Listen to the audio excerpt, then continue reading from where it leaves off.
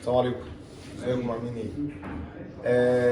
القواعد الايطالي بقت كتير جدا في السوق، القواعد المعلقه ما بقتش ايطالي بس، بقى عندنا قواعد بقت كتير جدا، بقت عامله زي شركات البولي كده، منتجات كتير واشكال كتير وصناعات كتير، يعني حاجه من ايطاليا، حاجه من الصين، حاجه مش عارف فرنساوي، حاجه مش عارف الكلام ده.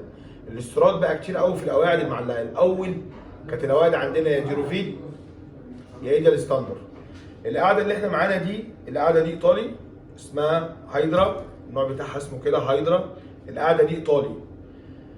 الايطالي بقى فيه اكتر من موديل موجود في السوق، فهنتكلم القاعده دي. القاعده دي انا هقول هو تركيبها سهل جدا، هنقول هي بتركب ازاي وفيها عيب، يعني حاجه جايه كده مشكله بتحصل، فهنقول المشكله دي احنا حليناها ازاي عشان لو قابلت حد تبقى الموضوع معاه يبقى سهل، ما يبقاش يلف كتير، يمكن يستفيد بالمعلومه دي تبقى في دماغه. القاعده دي اهي، تعالى كده يا عم بدر. طبعا هي في منها الوان زي ما احنا شايفين كده، ده البلاك الاسود بتاعها، بس هو العيب بتاعها الوحيد ان القاعده دي جايه من غير شطافه، يعني ما فيهاش شطافه خارجيه، شطافه اسف داخليه، ما فيهاش شطافه ولا فيها محبس ولا حتى جاي معاها النظر بتاع الشطافه، هي جايه زي ما هي كده، معاها طقم التثبيت بتاعها. الطقم التثبيت بتاعها اللي هو ده اهو، نفس الكيس ده اهو، نفس القاعده الموديل الثاني اللي هي كان اسمها وايت مش عارف ايه كده، اللي هو الفيديو الاخير اللي احنا عملناه، نفس ده طقم التثبيت بتاعها. الطقم التثبيت ده بيركب من هنا، انا ما قلتش في اللي فات فانا هقول بيركب هنا ازاي. تعالى كده عوكل معايا هنا،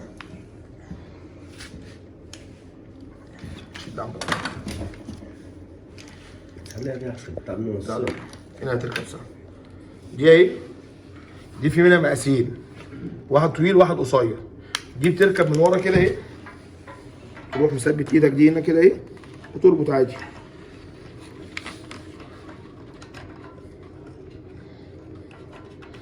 بس خلاص كده، ده بتاع التثبيت بتاعها. دي اول حاجه. الحاجه الثانيه موضوع الشطافه، المفروض ان انت هتجيب شطافه نظر، هتجيب اي نظر بقى، تجيبه ايديال ستاندرد، تجيب حاجه كويسه عشان طبعا ما تبقاش مشكله، وبتعتمد على المحبس. ممكن بقى نبقى عارفين من الاول ونعمل لها محبس دفء ونطلع لها مخرج، ممكن ندخل مخرج من جوه، ممكن نعمله بره زي ما احنا ما بنعمل، بس احنا ما كناش عارفين ان الموديل ده جاي. فهنا بقى اللي معانا احنا حلينا المشكله ازاي. طبعا هو الباشمهندس رامي هنا يعني قال ان احنا افتكس الموضوع بتاع الفكره دي اللي هو عايز يعمل محبس في الجنب. طبعا جبنا المحبس ده اللي هو المحبس الايدل ستاندرد، المحبس ده بمخرجين، هيركب له طبه للمخرج اللي هو بيغذي الصندوق. طبعا انت ممكن تجيب اي موديل، مش لازم ايديال، ممكن تجيب ايديال ستاندرد، اي موديل اللي تجيبه. فده اللي احنا جبناه، اشتغل معانا. هنركب المحبس هنا، ده العادي بقى، مش لازم ايه عشان ما نطولش، هيركب محبس عادي هتركبه هنا، وهتطبب المخرج اللي هو المفروض بيغذي الصندوق، وده يشتغل معاك للنظر، والوصله هتيجي معانا من تحت. ده كده دي اول خطوه، دي خطوه ايه الشطافه حليناها. المشكله بقى اللي هتقابلنا انا هقول عليها دلوقتي، هنخش بقى جوه وهنشوفها، اللي هو العادي بتاع اي قاعده بنركبها. تعالى كده معايا بدر ارفع كده.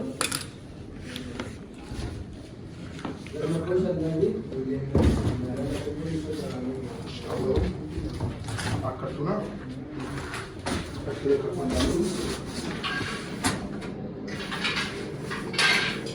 حطها بعدين، هات المتر الميزان بتاعك.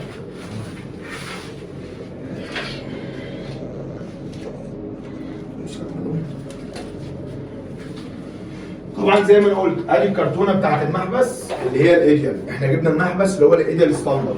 انت بقى هات زي ما تجيب، ممكن مش حدش يبقى عايز محبس في الجنب، بس احنا عشان كنا عاملين هنا المحبس على الواطي، فالمحبس اللي هيبقى في الجانب بتاع القعده هيبقى اسهل من ان هو يلف يجيب المحبس من تحت. طريقه التثبيت انا قلتها. ايه بقى طريقه التثبيت؟ معاك المتر والميزان.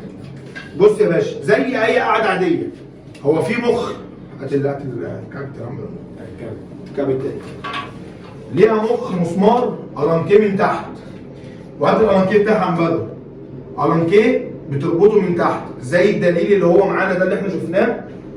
هات كده يا عم بدوي.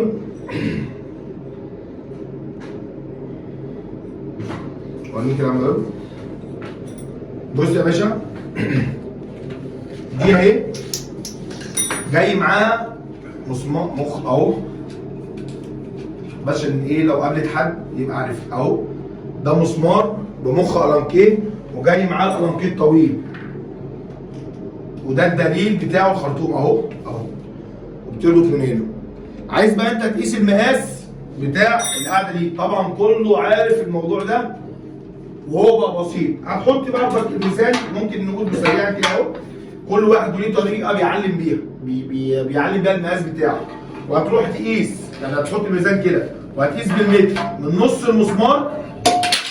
نص المسمار لاول الميزان. القاعده دي على العموم بتديك 7 سم، القاعده دي بتديك 7 سم اللي هو انا اظبط الكعبين دول على 7 سم اهو، انا ظابط اهو مظبطينهم على 7 سم.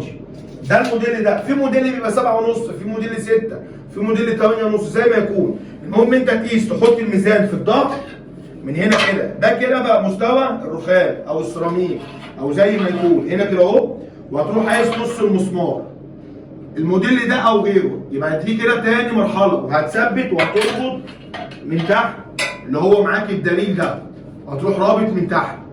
ده كده انت طريقه التثبيت عرفتها. طيب عندنا فاضل ايه؟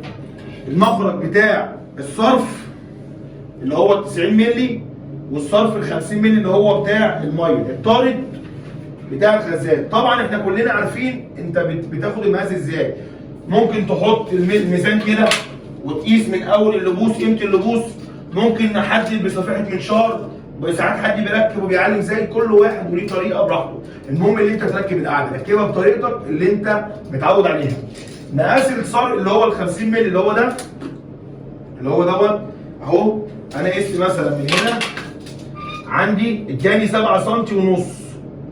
قرب كده معايا يا محمد. اداني 7 سم ونص، وجيت قست من هنا.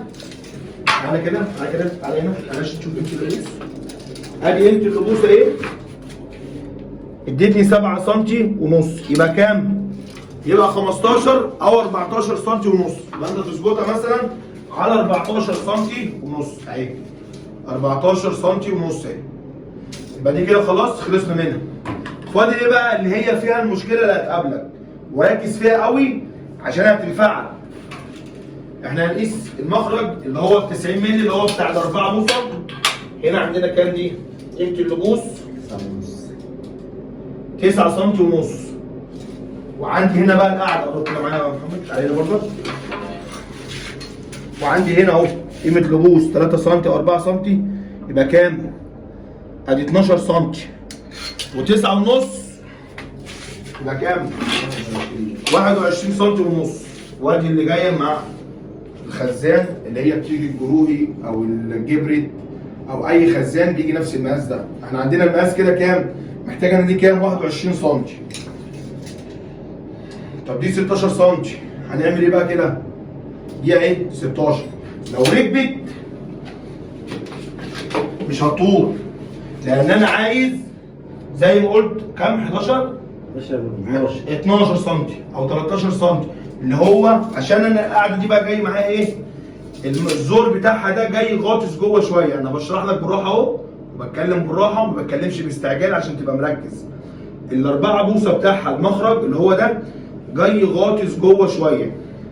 طيب احنا لفينا الدنيا، على فكره دي مش اول مره تقابلنا، دي خامس او سادس مره او سابع مره كمان، وكل مره بتبقوا 3 قواعد. يعني مثلا ممكن تقول بتاع 25 قاعده و 30 قاعده ركبناهم بنفس الطريقه دي، بس بصراحه ما كانش بيصادف ان انا اعمل فيديو.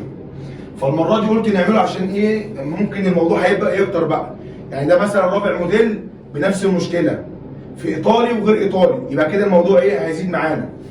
ايه بقى المشكله؟ هنعمل احنا هنا ايه؟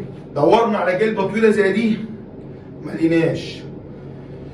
ليها كذا حل، هي ليها كذا حل. وكان في حد اتكلم قبل كده، اخ عزيز علينا برضه كان اتكلم وقال على حل تاني.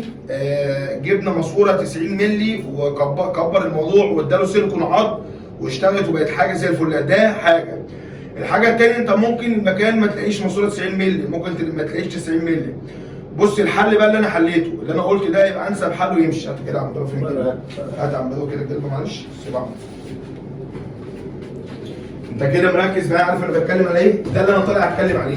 سيبك من تثبيت القعده، تثبيت القعده اي حد هيعرف يثبت قعده وهيركبها هتركب، والكتالوج بيجي معاه الموضوع بقى بسيط. المشكله كلها في دي.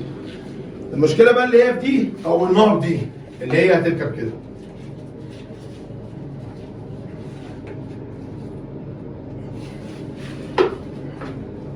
اهي اللي هي ركبت كده.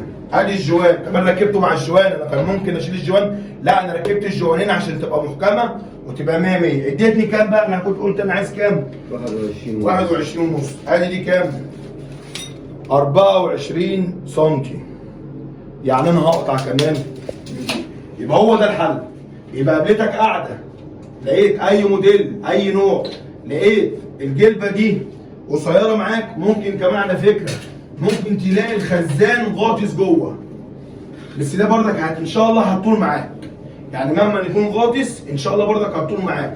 بس انا بقول لك افرض لو قابلتك المشكله دي ولقيت القاعده دي قصيره، هتروح تجيب القاعده الجلبه اللي هي دي. الجلبه دي على فكره يا جماعه بقت تحل مشاكل كتير جدا. يعني الجلبه دي بقت تحل معانا مشاكل كتير جدا. الجلبه دي في منها العدل، وفي منها اللي فيها حدف حوالي 2 سم، وفي واحده فيها حدف 4 سم. دي اسمها جلبه قاعده معلقه. اهي الشكل ده. احنا جبنا هنا الجلبه العدله، الجلبه العدله ركبنا دي الاول في الخزان، ركبنا دي جوه هنا في الخزان، وبعد كده ركبنا دي، وادي جوان هيخش معاك للقعده. عايز تديله سيليكون اديله، ما عايز تديله شحم اديله، هو كده كده ان شاء الله الجوان ايه مش هيجيب معاك ميه. هي دي كان الموضوع. بص انا بتكلم بالراحه اهو، وعشان تبقى انت فاهم احنا طالعين نتكلم على ايه. دول اللي احنا طالعين نتكلم عليهم، مش طالع اتكلم القعده هتركب ازاي ولا هي موديلها ايه ولا اي حاجه. لان زي ما قلت لك الموضوع بتاع تثبيت القواعد ده بقى سهل جدا، حاجه بسيطه وقلت استفيد بيها ونفيد بعض. محمد شعراوي، والسلام عليكم.